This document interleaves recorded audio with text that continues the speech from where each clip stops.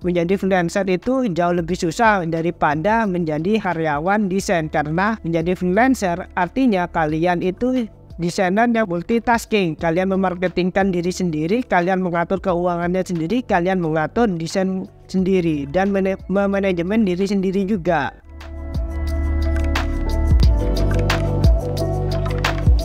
Halo, gue Catur. Kali ini kita di konten ngobrol desain, yaitu tentang panduan mengatur keuangan untuk freelance designer. Bagi seorang freelancer, mengatur keuangan adalah langkah kunci untuk mencapai stabilitas finansial dan kebebasan dengan penghasilan yang tidak tetap. Perencanaan keuangan yang cermat adalah sangat penting. Di video ini, kita akan membahas beberapa tips tentang cara mengatur keuangan sebagai freelancer desainer grafis. Tips yang pengen gue kasih adalah pastikan catat pendapatan kalian dan catat pengeluaran kalian.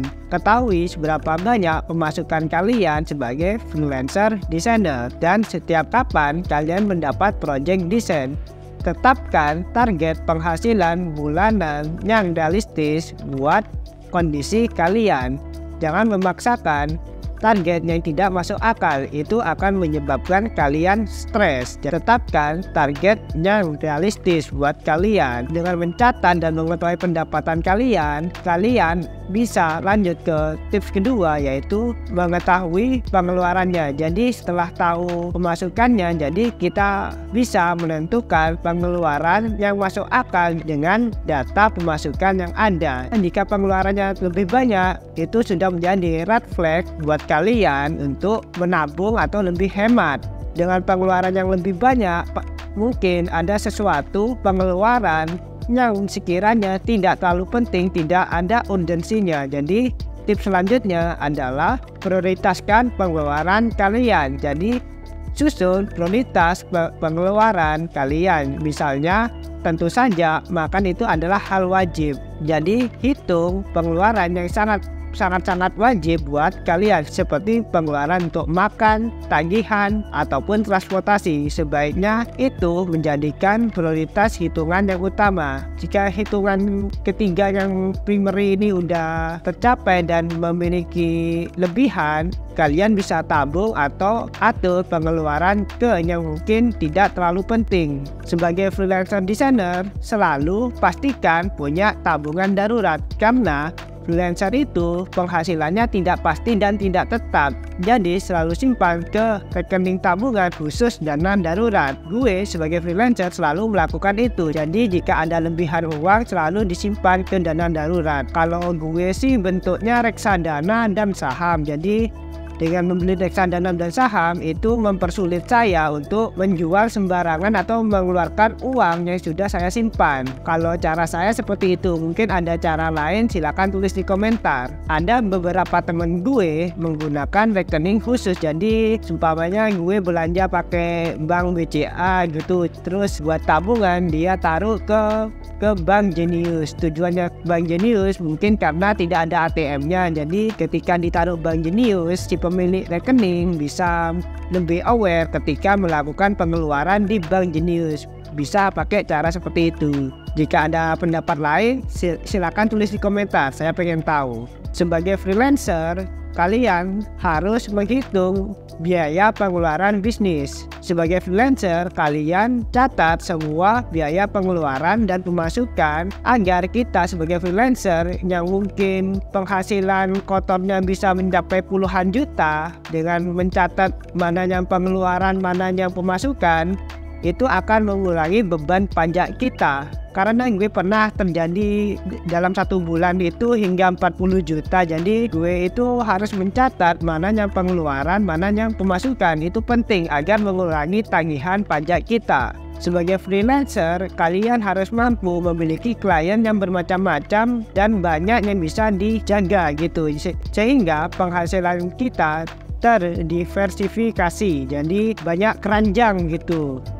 Selanjutnya, lakukan diversifikasi penghasilan.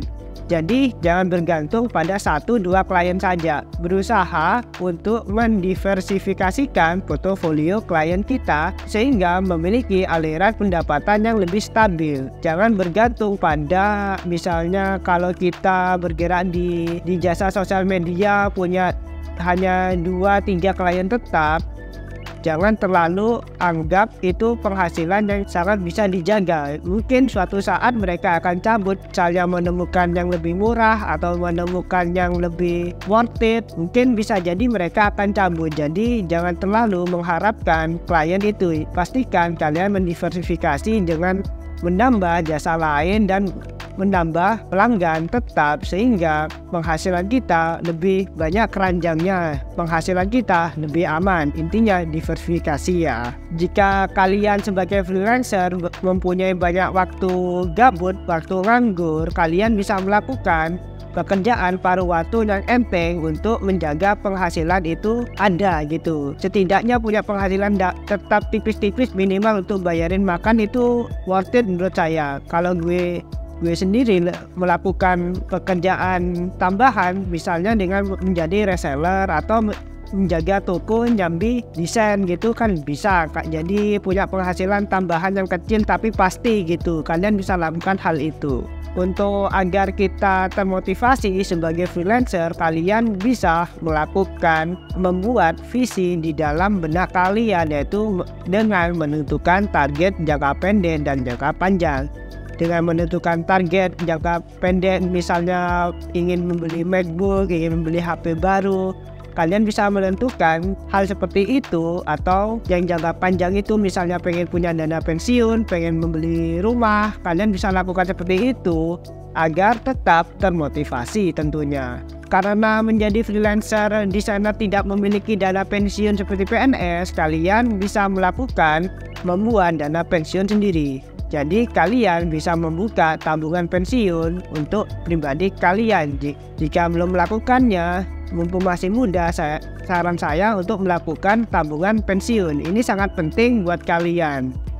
Dan setiap bulan jangan lupa melakukan evaluasi dan revisi anggaran kalian. Selalu tinjau anggaran keuangan kalian secara berkala. Sesuaikan jika ada perubahan dalam kehidupan atau karir kalian.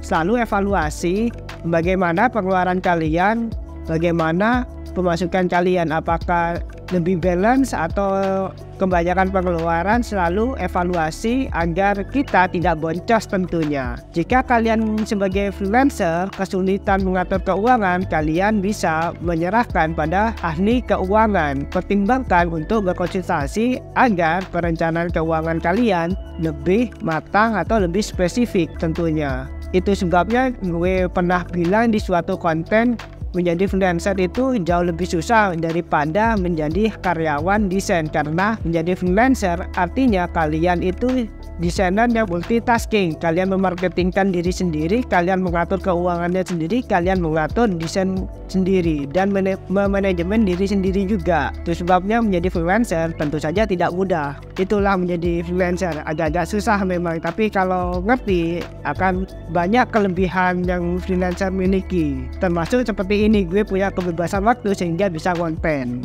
Kesimpulannya, mengatur keuangan sebagai freelancer desainer grafis dengan penghasilan yang tidak tetap memerlukan perencanaan dan pengelolaan yang bijak. Dengan membuat anggaran yang lebih fleksibel, menghitung dan membayar pajak dengan benar, mendiversifikasi sumber pendapatan, dan merencanakan masa depan keuangan seperti dana pensiun dan rencana jangka panjang, ingin beli rumah atau rencana jangka pendek, ingin beli laptop atau beli HP. Dengan menentukan hal itu, kalian akan mengurangi stres kalian karena kalian itu sudah benar-benar menghitung kemungkinan terburuk dan terbaik yang akan terjadi terhadap kalian di sisi keuangan. Ingatlah bahwa kunci utama adalah disiplin dan konsentrasi untuk mengatur keuangan kita agar selalu tetap stabil.